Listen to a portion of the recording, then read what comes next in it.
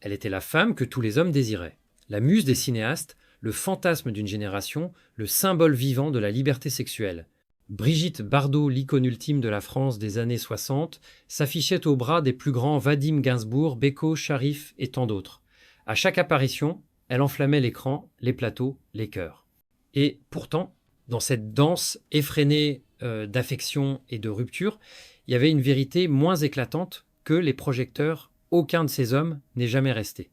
L'histoire qu'on raconte moins, c'est celle d'une femme constamment quittée, lassée ou trahie.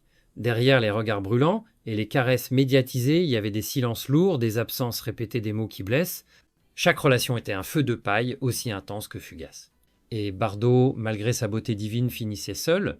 Plus qu'une victime ou une coupable, elle était peu, être simplement une amoureuse qui rêvait trop fort, car dans l'amour, elle cherchait un refuge. Et ce refuge devenait à chaque fois un mirage. La passion, elle en avait à revendre. La fidélité, elle la trouvait rarement.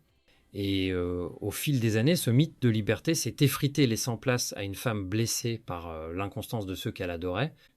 Comment une figure aussi adulée, aussi magnétique, a-t-elle pu accumuler tant de ruptures et d'abandons?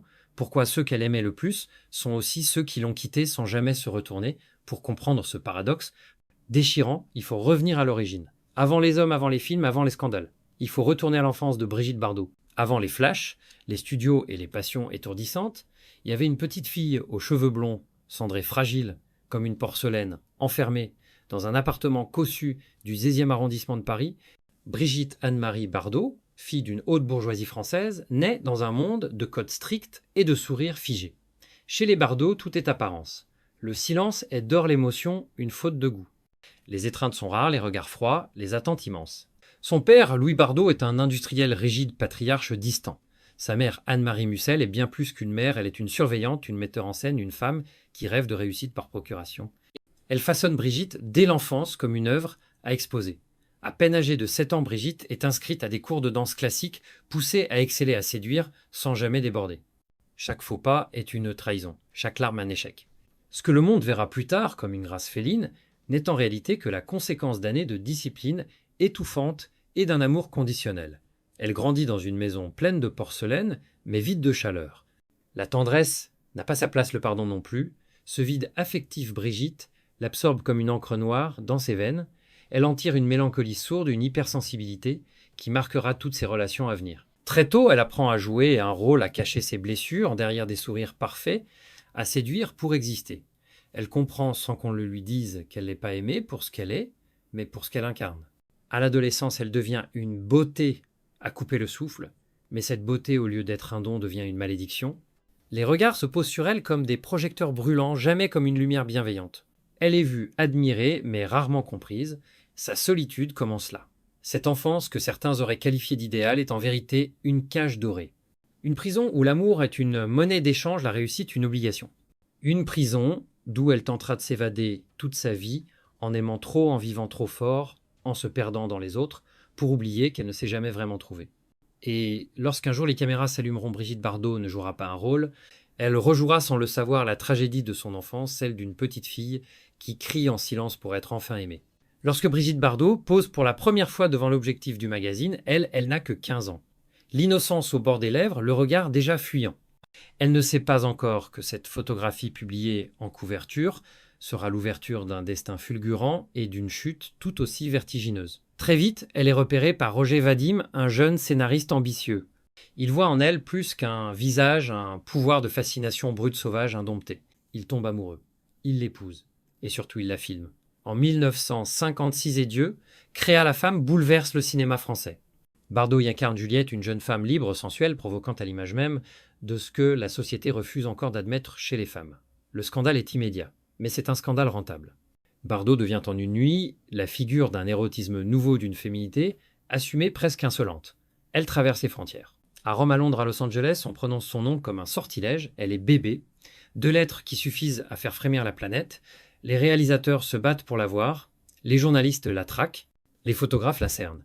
Elle tourne avec Louis Malle, Jean-Luc Godard, Henri-Georges Clouzot. Sur les plateaux, elle charme la caméra comme personne, mais derrière la pellicule, la fatigue s'accumule. L'icône commence à se fissurer, car le prix de la lumière, c'est l'ombre. Bardot devient prisonnière de son image. On attend d'elle que le désir, la transgression, la peau nue. Ses performances sont réduites à sa silhouette. Les critiques ne parlent pas de son jeu, mais de ses courbes. Le public ne lui laisse pas le droit à la tristesse. Il faut qu'elle soit solaire toujours, même quand son cœur saigne. À chaque apparition publique, elle se maquille d'un sourire mécanique. À chaque interview, elle récite les mêmes phrases apprises. Elle se sent épiée, jugée, déformée. Elle rêve d'anonymat, mais sa notoriété est devenue une camisole. Elle fuit les mondanités, se réfugie dans sa maison à Saint-Tropez, qu'elle transforme en cocon. Mais même là, les téléobjectifs perçant les volets. Bardot n'a jamais voulu être un mythe. Elle voulait danser, peu, être aimée, sûrement exister. Mais elle est devenue une marchandise, une image que l'on vend et que l'on détruit. Derrière les robes vaporeuses et les regards de biche, il y a une femme lasse. Une femme seule malgré les foules. Et puis dans ce tumulte, un homme entre dans sa vie, un regard différent, un sourire qui semble la voir autrement. Pas comme une idole, mais comme une femme. Pour un instant, elle croit pouvoir y croire. Pour un instant, elle espère que l'amour, cette fois, ne sera pas une illusion. Mais ce qu'elle ignore encore, c'est que cet amour aussi portera en lui une promesse de douleur. Comme tous les autres avant lui, chez Brigitte Bardot, l'amour n'est jamais une ligne droite. C'est une montée vertigineuse suivie d'une chute brutale. Une transe, un vertige. Dès ses premiers émois, elle aime comme on saute dans le vide, sans filet, sans prudence, avec un feu que aucun homme ne parvient à contenir bien longtemps. Tout commence avec Roger Vadim, l'homme qui l'a découverte façonnée filmée. Il est son premier époux, son Pygmalion. Leur mariage ressemble à une légende moderne, deux jeunes artistes parisiens, beaux audacieux, liés par l'art et la chair. Mais très vite, la passion dévore la tendresse. Vadim, séducteur compulsif, papillonne. Bardot, elle réclame un amour total. L'illusion s'effondre, le divorce est inévitable et laisse déjà une fêlure invisible. Ensuite vient Jean-Louis Trintignant rencontré sur un tournage. Ils s'aiment à corps perdu. Leur liaison fiévreuse secrète se heurte à l'opinion publique et à la morale de l'époque. Trintignant marié cède à la pression familiale. Il quitte Bardot, brisant une fois de plus l'illusion d'un amour durable. Elle ne dira jamais de mal de lui, mais on lira dans ses yeux une tristesse qui ne s'efface pas. Puis c'est Gilbert Bécaud, l'homme au piano, la voix de velours. Une relation faite de silence et de soupirs. Mais lui aussi part, trop vite, trop loin. Comme si tous les hommes que Bardot aimait finissaient par fuir cette intensité qui les avait d'abord fascinés. Omar Sharif, Warren Beatty, Sacha Distel, Serge Gainsbourg, la liste devient presque irréelle, une litanie d'hommes célèbres, talentueux, brillants. Tous attirés comme des papillons par la lumière crue de Bardot. Tous incapables de s'y brûler trop longtemps. Elle les inspire, les bouleverse, les épuise. Et à chaque rupture, c'est un peu d'elle-même qu'elle laisse derrière. Serge Gainsbourg en particulier lui écrit la chanson Initials B. B comme une déclaration d'amour posthume. Il dira plus tard qu'elle est la seule femme qu'il ait vraiment terrassée. Mais leur histoire n'aura duré qu'un souffle, un battement d'ailes. C'est pas seulement que Bardot aime trop fort, c'est aussi qu'elle aime mal ou plutôt qu'elle aime sans se préserver. Elle donne tout immédiatement sans retenue, elle attend la même ferveur, la même fidélité, mais les hommes qu'elle choisit sont souvent des artistes écorchés, des êtres instables, eux-mêmes incapables d'aimer autrement que par fragments, et elle, dans cette quête d'absolu oubli, elle cesse de se protéger. Elle endure les absences, les trahisons, les infidélités. Parfois elle riposte par le silence, par l'indifférence affichée, par une nouvelle passion encore plus brûlante, mais au fond, elle accumule les blessures. Son regard avec le temps devient plus dur. Sa voix plus amère. À force d'être quittée, elle devient celle qui quitte, par instinct de survie, par peur d'être abandonnée encore. On l'a dit, volage instable.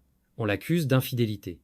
Mais qui peut juger la façon dont on aime quand on a grandi dans un désert d'affection, dans la chaleur apparente de ses amours médiatisés, il y avait souvent que le froid d'une solitude inavouée.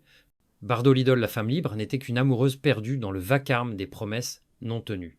Et bientôt, cette quête d'amour va la conduire au bord du gouffre, vers le moment où cette fois la rupture ne sera plus seulement un adieu, mais une déflagration. Au début des années 1970, Brigitte Bardot semble avoir tout conquis. Les plateaux de cinéma s'arrachent son nom, les magazines se vendent à des millions d'exemplaires dès qu'elle en orne la couverture et les hommes les plus en vue se pressent pour croiser son regard. Mais derrière ce tableau, éclatant, une tempête silencieuse gronde. L'héroïne des écrans se sent acculée, happée par une machine infernale qui la dévore sans relâche.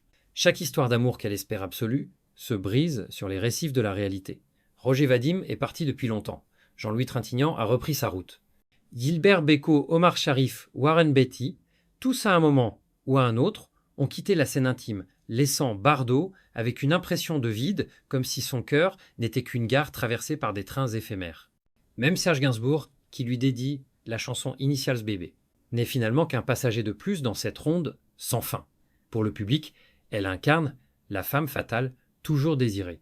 Mais elle connaît l'autre, face celle d'une succession de départs et d'adieux. Les médias, loin de compatir, transforment ces blessures en spectacle. Chaque rupture devient un titre, chaque cliché, voler une preuve qu'elle ne peut retenir personne. Les photographes campent devant la Madrague, sa maison de Saint-Tropez, prêts à saisir le moindre geste, le moindre signe de faiblesse. On la guette, on la traque, on l'exhibe. L'icône est devenue une proie. Le scandale nourrit la machine médiatique et la machine ne s'arrête jamais. Cette pression constante atteint son paroxysme lorsqu'elle réalise qu'elle ne peut plus se cacher nulle part. Son image et partout son nom résonnent sans cesse. Elle est bébé de lettres devenu un mythe planétaire, mais qui ne lui appartiennent plus. On ne parle plus de Brigitte la femme, mais seulement du personnage. Et ce personnage exige toujours plus de séduction, plus de scandales, plus d'apparitions. Le cinéma ne la laisse pas respirer, le public non plus. Alors un jour, elle choisit le geste le plus inattendu, se retirer. En 1973, à seulement 39 ans, Bardot annonce qu'elle quitte définitivement le cinéma. L'annonce est un choc. Comment la star française la plus internationale au sommet de sa gloire peut-elle tourner le dos à tout cela? Pour beaucoup, c'est une trahison. Pour d'autres, une folie. Mais pour elle, c'est un acte vital. Elle déclare « J'ai donné tout ce que j'avais à donner. Je veux maintenant vivre. » Ce retrait marque la fin d'une époque. Le cinéma français perd sa muse la plus flamboyante. Les producteurs s'affolent, les fans refusent d'y croire. Mais Bardot reste ferme. Elle ne reviendra jamais. Le rideau tombe sur une carrière courte, mais incandescente, marquée par des films qui ont changé à jamais l'image de la femme à l'écran. La décision de Bardot n'est pas seulement un choix artistique, c'est aussi un refus des chaînes invisibles qui l'étouffaient. En quittant le cinéma, elle échappe aux projecteurs, aux photographes, aux attentes impossibles.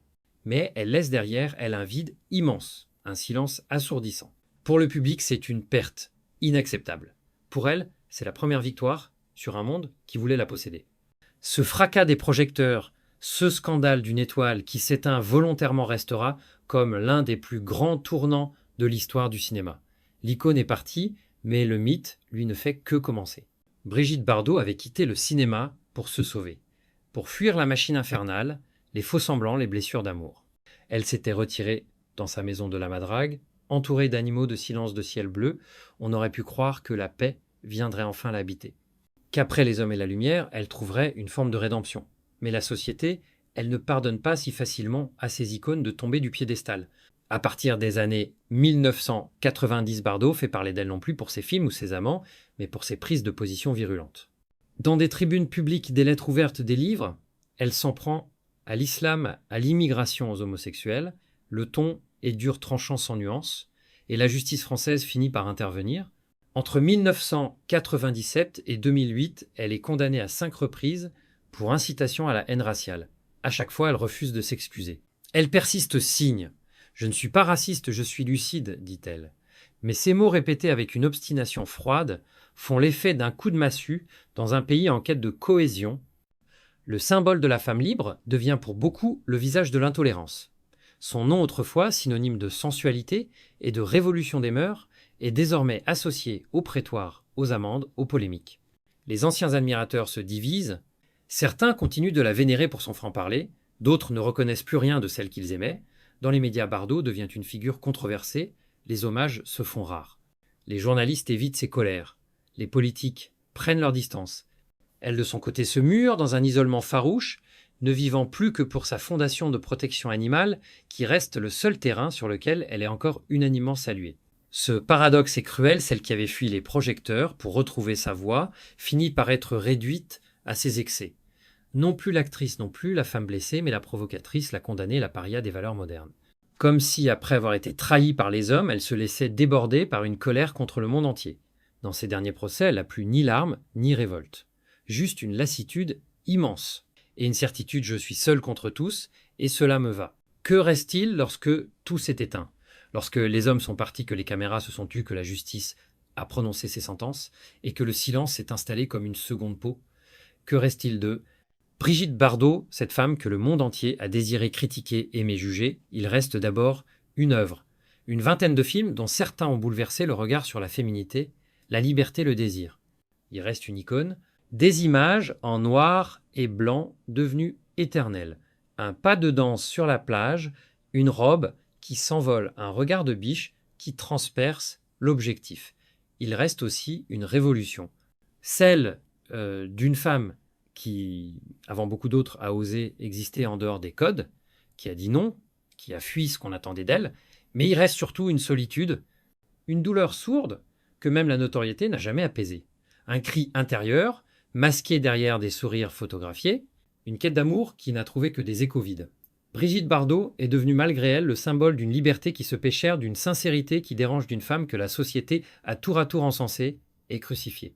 Aujourd'hui, elle vit entourée d'animaux loin, des hommes loin du monde. Elle refuse les hommages, les décorations, les rétrospectives. Comme si elle ne voulait pas que l'on referme le livre. Comme si elle voulait garder pour elle seule la vérité de ce qu'elle a vécu, et être cela, son ultime message, que derrière les icônes, il y a toujours des blessures qu'aucune lumière ne peut effacer.